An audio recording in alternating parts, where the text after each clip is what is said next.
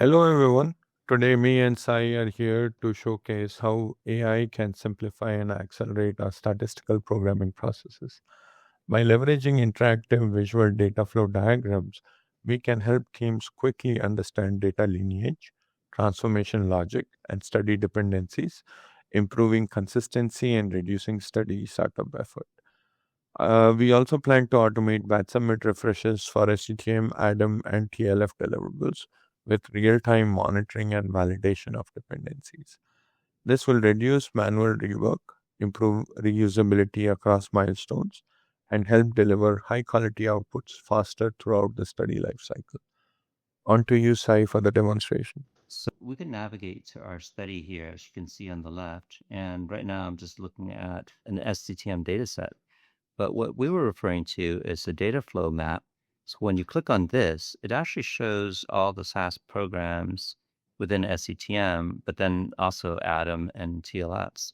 So one of the dependency understanding it has is if I were to run this DM program, for example, it would actually start running the program, but show you in live the connection dependency. You see the little lines there showing that it's producing the DM data set.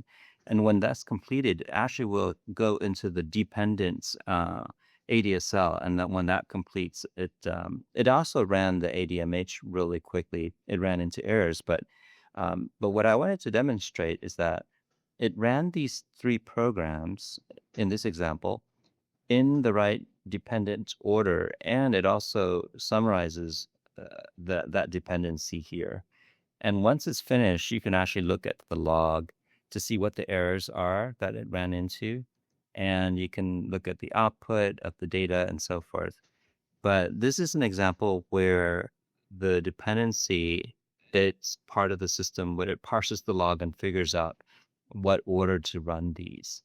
Another thing that you can do is you can actually um, copy this entire study as a template into a new study. I meant to do the library of programs and dependencies here. So we created a template global study with its standard programs. And from here, you can actually set up a brand new study. So let's say it's within the same project. 999 is a fictitious project. And let's say the name of the study is 123, which is also a fictitious study, could be new. Um, okay. So what it did there was it took the set of standard dependency study flow diagram that we had from the library, and it copied it and it created this new study or deliverable within that study called Dry Run 7. And these are the programs in which it copied some of the DM, the MH that I showed, along with some of the Atom programs and some example TLAP programs. But from here, this is a great standardized way of setting it up. So if you go back to the hierarchy from at the beginning here, if I close down my CSR3 I was working on, this is the new one that was just created, through using that library. And it has all of the Atom and TLFs and SETM programs that came from the library. So this is a great standard way of managing your standards and creating new studies. Now, in addition, you can do QCing of your diagram using AI, in fact. So the QC library manages that. But what I want to show you is QCing of data sets as well.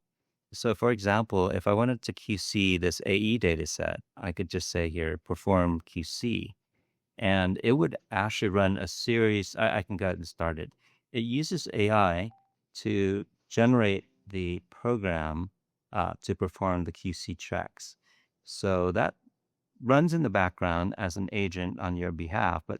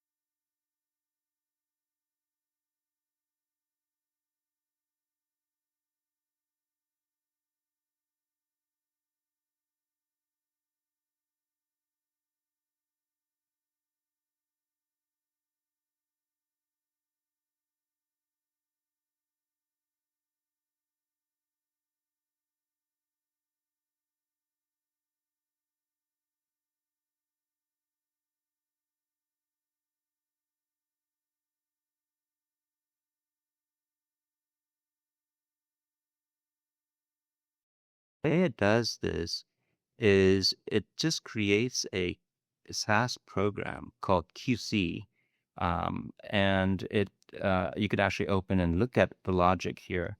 But this is all dynamically generated using AI. In this case, it's using Claude, Anthropic Claude.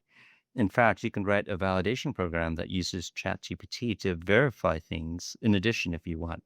But the nice thing is that all of this logic is not programmed by hand.